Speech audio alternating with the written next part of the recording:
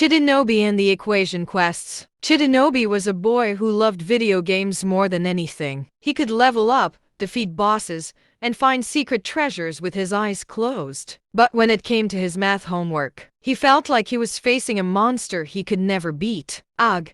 Equations, he groaned, tossing his pencil onto a pile of textbooks. When will I ever need to know this stuff in real life? He wished he could live in a world where numbers didn't exist. As if in answer to his wish, the screen on his video game console began to glow, a bright, swirling vortex of light. The controller in his hands buzzed and vibrated until, with a whoosh, Chidinobi was pulled right into the screen. He landed with a soft bowing on a spongy green hill. The sky was a grid of blue pixels, and the trees were made of giant, square blocks. A small, floating character with a tiny glowing antenna zipped up to him. "Welcome to the world of equations," she chirped. "I'm Pixel, your guide. To get home, you must complete 3 equation quests." His first quest was to cross a river of fizzy orange soda by jumping on floating gummy bears. "Careful," Pixel warned. "Each gummy bear moves at a different speed. You'll need to calculate the distance and time to land on each one without falling in." Chidinobi looked at the wobbly gummy bears and a small, glowing calculator that had appeared in his hand. He felt his stomach drop. Then he remembered the formula from his homework: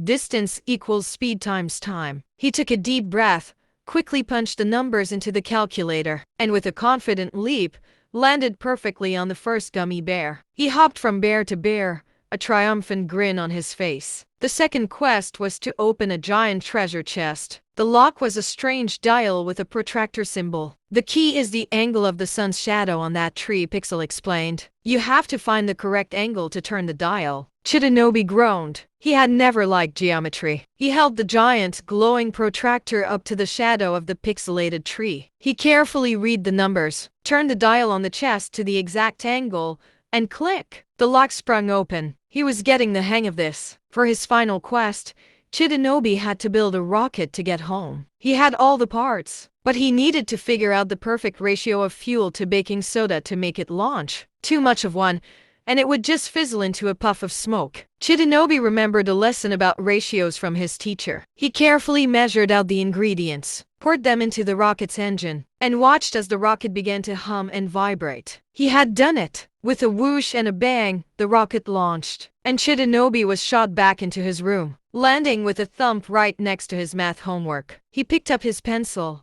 a wide smile on his face. He now knew that equations weren't just numbers on a page. They were the secret code to surviving any adventure.